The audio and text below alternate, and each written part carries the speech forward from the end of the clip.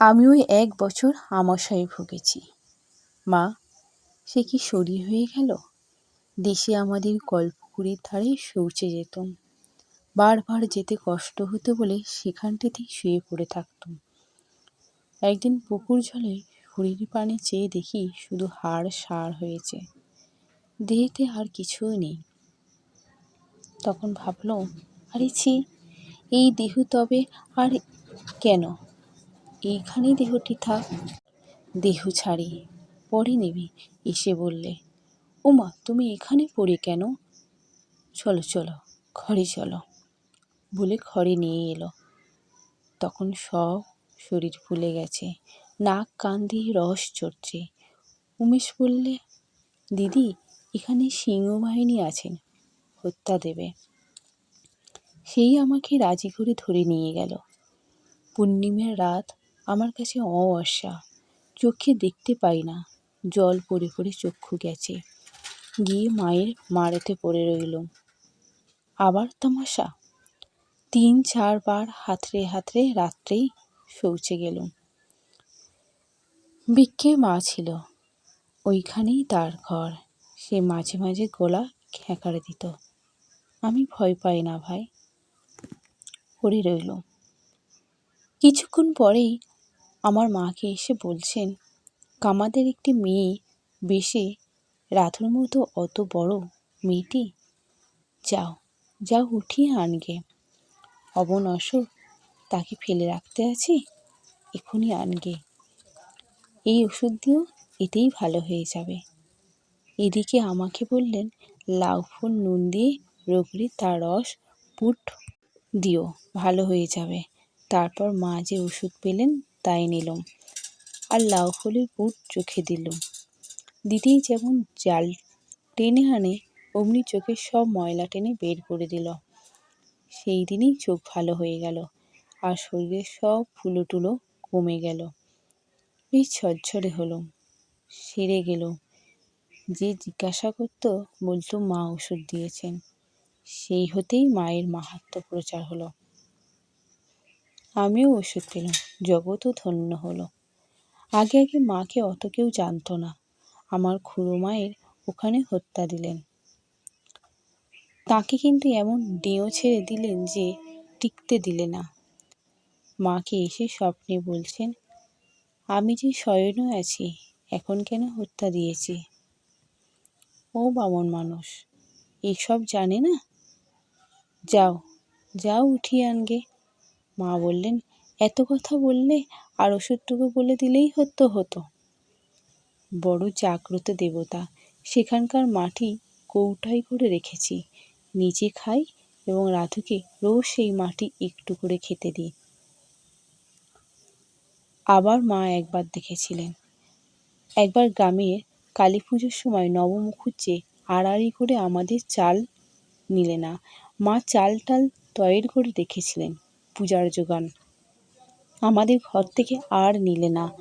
মা সমস্ত রাত্রি কেবল কাঁদলেন, কালীর জন্য চাল করেছি, আমার চাল নিলে না।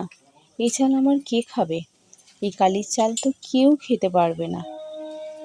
তারপর রাত্রে দেখেন কি জগদ্ধাত্রী, লাল রং, দুয়ারের ধারে পায়ের উপর পা দিয়ে বসেছেন।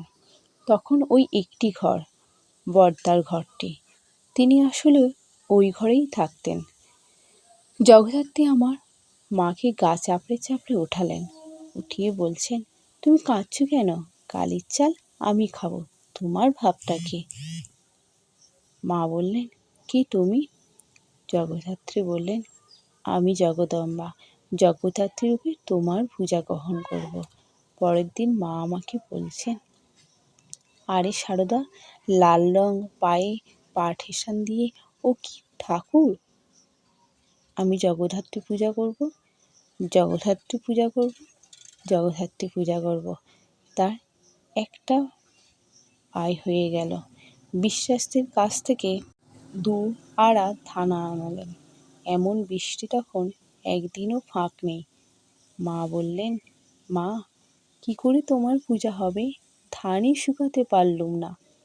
শেষটায় মা জগদ্ধাত্রী এমন রোদ দিলেন যে চারিদিকে বৃষ্টি হচ্ছে, মায়ের চাটাইয়ে রোদ। কাঠ জেলে শিখে শিখে মূর্তি শুকনো করে রং দেওয়া হলো। প্রসন্ন তাকে দক্ষিণেশ্বরে খবর দিতে গেল।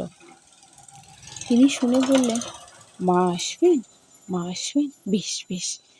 তোদের বড় খারাপ অবস্থা ছিল যে রে। প্রসন্ন বললে, আপনি যাবেন? আপনাকে নিতে এলুম। তিনি বললেন, এই আমার যাওয়া হলো, যা বেশ পূজা করবে। বেশ বেশ, তোদের ভালো হবে। জগদ্ধাত্রী পূজা হলো, দেশাম হলো। ওই চালেই সব খরচপত্র কুলিয়ে গেল।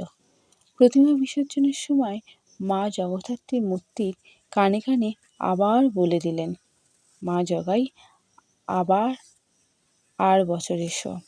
আমি তোমার জন্য সমস্ত বছর ধরে সব জোগাড় করে রাখবো। পরের বছর মা আমাকে বললেন, দেখো তুমি কিছু দিও, আমার জগাইয়ের পূজা হবে। আমি বললাম, অত ল্যাটা আমি পারবো না। হলো, একবার পূজা হলো, আবার ল্যাটা কেন? দরকার নেই, ও পারবো না। রাত্রে স্বপ্নে দেখি কি তিনজনে এসে হাজির। ওরে বাপ, সেই মনে পড়ছে। জগদ্ধাত্রী ও জয়া বিজয়ী সখী বলছেন, আমরা তবে যাব। আমি বললুম, কে তোমরা? বললেন, আমি জগদ্ধাত্রী। আমি বললুম, না তোমরা কোথায় যাবে? না না, তোমরা কোথায় যাবে? তোমরা থাকো, তোমাদের যেতে বলিনি। সেই থেকে বরাবর জগদ্ধাত্রী পূজার সময় এখানে আসি, বাসন টাসন মাজতে হয় কিনা। আর তখন তো আমাদের সংসারের লোকজন বেশি ছিল না, বাসন মাজতে আসতাম। তারপর যোগিন সব কাঠের বাসন করে দিলে।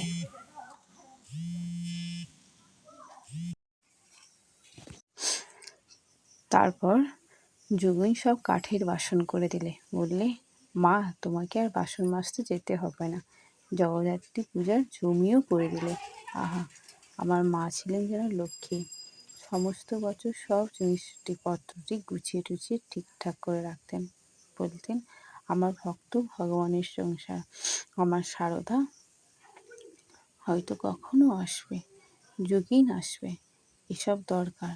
ভালো চাল টাল যা পেতেন সব ঠিকঠাক করে রাখতেন। বলতেন, আমি যতক্ষণ আছি ব্রহ্মা আছেন, বিষ্ণু আছেন, জগদম্বা আছেন, শিব আছেন, সব আছেন, আমিও যাব, এরাও সঙ্গে সঙ্গে যাবেন। তোরা কি যত্ন করতে পারবি আমার ভক্ত ভগবানের সংসার?